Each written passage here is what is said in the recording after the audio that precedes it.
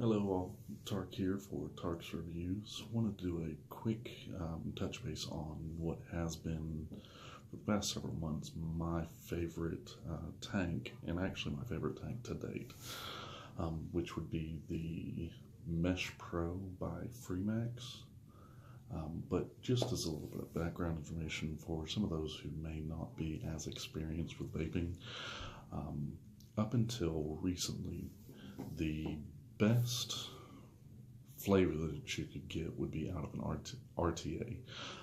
So building your own tank, building your own coils and wicking and all of that stuff was really the only effective way to get really good flavor out of vaping.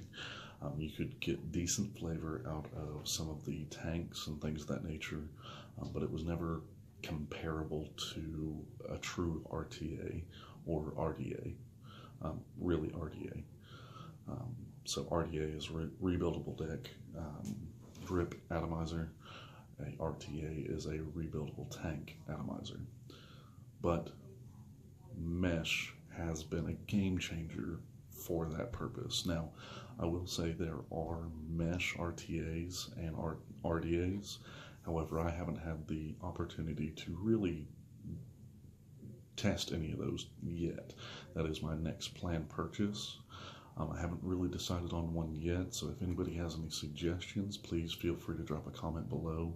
I'll be happy to look into those and do a review on them whenever I do get my hands on one.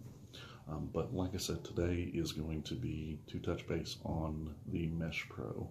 So I have been using the Mesh Pro on my Voopoo drag for several months now. It's been around for quite a while, but it is, in my opinion, the best tank that I've ever had. So it comes in box, imagine that, right? In the box we do get the general booklet with all of the information around it. You do get a replacement glass, and it comes with a coil already installed, as well as an additional single mesh 0.15 ohm coil. I think it came with a dual coil and a single.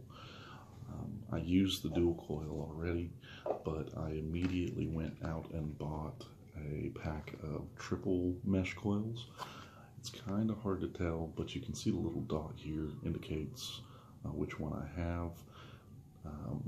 So as you can see, there are a lot of options, and in the bottom you can see that the triple mesh coil that I have is compatible with the Fireluke, the Mesh Pro, and the Fireluke Pro.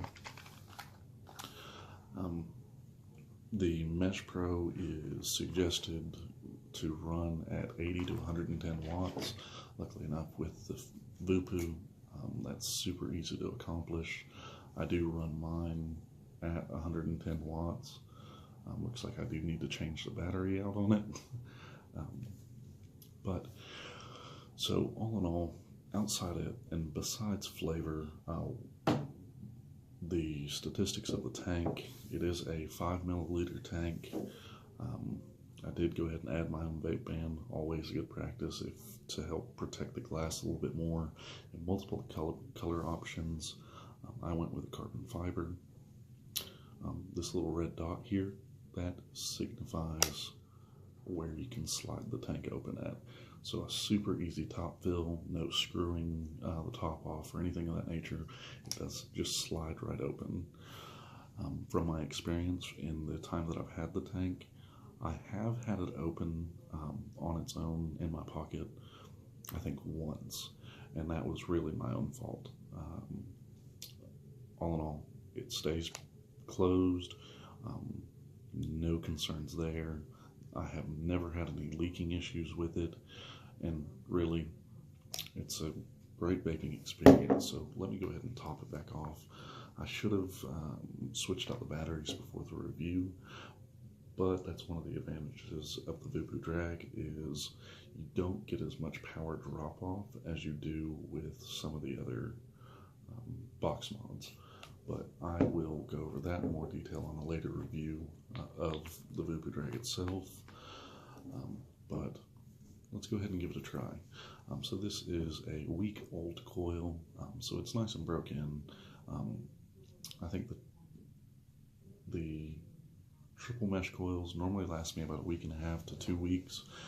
The dual mesh coils do last a little bit longer. I think I've reached about 3 weeks on one of those, and that all comes down to how much juice you're actually going through. So inevitably with a triple mesh coil, running at 110 watts, I am going to go through more juice, which means I'll burn through that coil more quickly. But like I said, let's give it a draw and see how it does.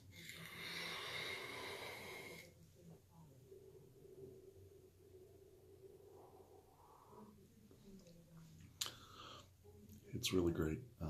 Flavor's great. You do have adjustable airflow on both sides.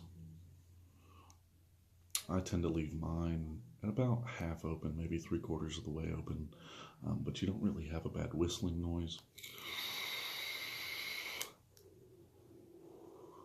It can be a little bit noisy though, as you can tell, when it's wide open, but at about half open,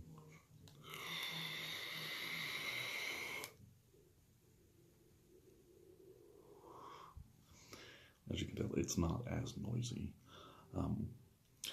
So it is a large tank, however. As you can see, there is a slight overhang off the front edge and over the sides. Barely noticeable, but if that's something that bugs you, you will have to keep that in mind. But if it's not something, if that aesthetic isn't going to cause you concern,